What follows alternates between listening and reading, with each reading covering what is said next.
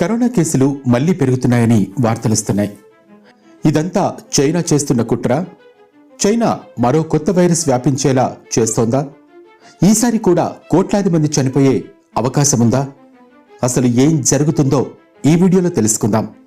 చైనాలో వ్యాపిస్తున్న ఈ రోగం కరోనా కంటే కూడా చాలా ప్రమాదకరమైంది.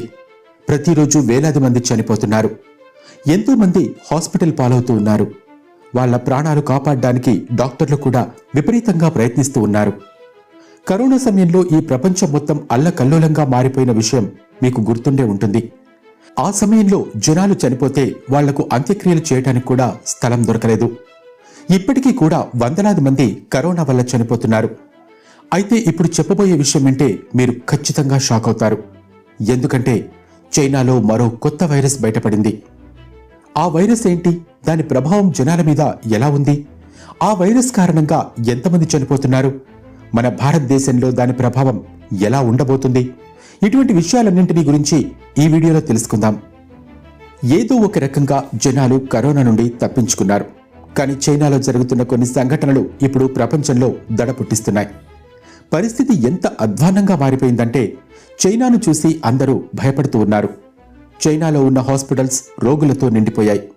ముఖ్యంగా చైనా పిల్లలు ఈ రోగం బారిన పడుతూ ఉన్నారు. ఈ రోగులందరిలో కొన్ని సాధారణ లక్షణాలు బయటపడుతున్నాయి. సర్వసాధారణంగా ఎప్పుడూ వచ్చే జ్వరాలు, జలుబు, దగ్గు వంటివే కనిపిస్తూ ఉన్నాయి. కానీ కొన్ని కేసుల్లో మాత్రం శ్వాస పీల్చుకోవడానికి రోగులు ఇబ్బంది పడుతున్నారు. ఈ రోగుల్లో ఎక్కువ మంది చిన్నపిల్లలే కావటం విశేషం. గొంతులో కఫం చేరిపోయి పిల్లలు అవస్థలు పడుతూ ఉన్నారు. మరో మహమ్మారి ప్రపంచాన్ని వణికించబోతోంది అని నిపుణులు సైతం హెచ్చరిస్తున్నారు. చైనాలో వ్యాపిస్తున్న ఈ రోగం ఎంత ప్రమాదకరంగా ఉందో ఈ వీడియో చూస్తే మీకే అర్థమవుతుంది.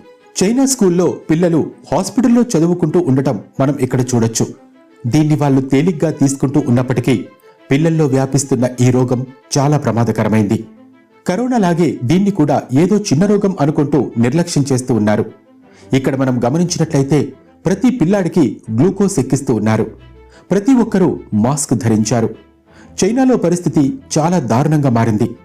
హాస్పిటల్లో చేరుతున్న పిల్లల్లో చాలా మందికి జ్వరం, ఫ్లూ వంటి లక్షణాలే కనిపిస్తూ ఉన్నాయి. చైనాలో చాలా వరకు హాస్పిటల్స్ పిల్లలతోనే నిండిపోయాయి. ముఖ్యంగా బీజింగ్ నగరంలో ఈ రోగం ఎక్కువగా వ్యాపిస్తూ ఉంది. కొన్ని ప్రదేశాలలో పరిస్థితి ఎంతగా దిగజారిపోయిందంటే స్కూల్స్ మూసేస్తూ ఉన్నారు. ఒకరి నుండి ఒకరికి ఈ రోగం వేగంగా వ్యాపిస్తూ ఉంది. దీన్ని బట్టి చూస్తుంటే భవిష్యత్తులో ఇది మరో మహమ్మారిగా మారబోతోంది అని మనకు అర్థమవుతుంది. ప్రపంచం మొత్తం చైనాలో వ్యాపిస్తున్న ఈ రోగాన్ని చూసి భయపడుతూ ఉన్నారు.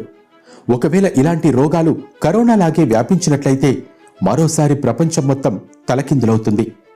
ఆర్థికంగా, సామాజికంగా మనం ఎంతో నష్టపోవాల్సి ఉంటుంది. ప్రాణనష్టం కూడా ఎదుర్కోవాల్సి ఉంటుంది. ఇక్కడ చింతించాల్సిన మరో విషయం ఏంటంటే ఈ వైరస్ పట్ల చైనా నిర్లక్ష్యం వహిస్తూ ఉంది. కరోనా వైరస్ గురించి కూడా చైనా అప్పట్లో ప్రపంచానికి ముందస్తుగా హెచ్చరించలేదు. దాంతో వైరస్ ప్రపంచమంతా వ్యాపించింది. ఒకవేళ ముందుగానే చైనా ప్రపంచ దేశాలకు కరోనా గురించి హెచ్చరించి ఉన్నట్లయితే ఇంత ప్రాణ నష్టం జరిగేదే కాదు. ప్రపంచ దేశాలన్నీ కూడా కరోనా వ్యాప్తికి చైనా దేశమే బాధ్యత వహించాల్సి ఉంటుంది అని డిమాండ్ చేసినప్పటికీ కూడా చైనా దాన్ని అంగీకరించలేదు. ఇప్పుడు కూడా కరోనా సమయంలో చేసిన తప్పే చేస్తూ ఉంది చైనా. రోగుల డేటా తారుమారు చేస్తూ తమ దేశంలో ఎలాంటి రోగాలు వ్యాపించడం లేదు అని మరోసారి బుకాయిస్తోంది. ప్రోమెడ్ అనే సంస్థ చైనాలో వేగంగా వ్యాపిస్తున్న కొత్త రోగం గురించి బయటపెట్టింది. ఈ సంస్థ మనుషుల్లో, పశువుల్లో వ్యాపించే రోగాల గురించి రిపోర్టు అందజేస్తుంది. అప్పట్లోని కరోనా సమయంలో కూడా ఈ సంస్థ ముందుగానే హెచ్చరించింది. కానీ చైనా ఆ సమయంలో మౌనం వహించింది. WHO ఈ వైరస్ గురించి చైనా రిపోర్ట్ను కూడా కోరింది. కానీ చైనా ఎలాంటి ప్రతిస్పందన ఇవ్వటం లేదు. చైనాలో వేగంగా వ్యాపిస్తున్న ఈ రోగానికి సంబంధించిన డేటాతో పాటు పిల్లల్లో ఈ రోగ లక్షణాలను కూడా వరల్డ్ హెల్త్ ఆర్గనైజేషన్ చైనా నుండి వివరాలను సేకరించే ప్రయత్నం చేసింది. కానీ ఇంతవరకు చైనా ఎలాంటి వివరాలను అందించలేదు. పిల్లల్లో ఈ రోగం వ్యాపించడానికి ఏదైనా కొత్త వైరస్ కారణమా అని కూడా నిపుణులు ప్రశ్నిస్తూ ఉన్నారు. ఈ రోగం కారణంగా ఇప్పటి వరకు ఎంతమంది చనిపోయారో కూడా తెలియటం లేదు. ఇప్పుడు ఈ కొత్త రోగం గురించి ప్రపంచమంతా తెలుసుకోవాలని ప్రయత్నిస్తూ ఉంది. కానీ చైనా మాత్రం నిమ్మకు నీరెత్తినట్లు మౌనంగానే ఉండిపోయింది.